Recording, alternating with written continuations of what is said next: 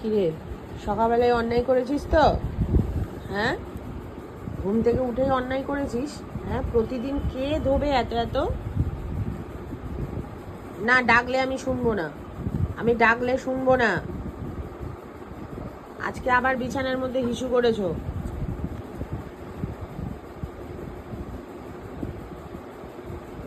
অন্যায় শুধু।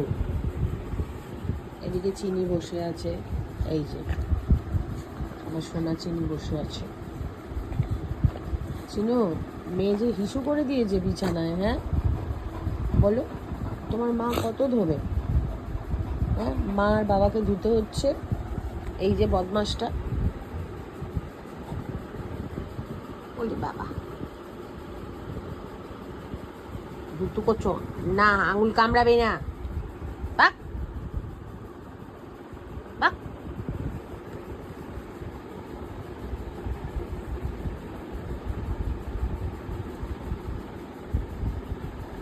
বসো বসো বসো বসো না, বসো।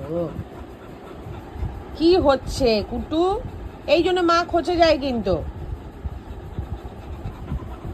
শোনা শোনা, মেয়ে ধুতু করছে না, মেয়েকে বকি করছে, ওই জন্য মেয়েকে বকি করছি।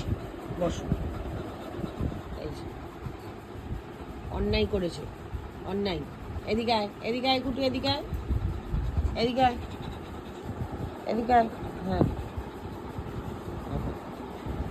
আমার কুটু কুটু কুটু কুটু কুটু কুটু, আমার কুটু কুটু কুটু কুটু কুটু কুটু।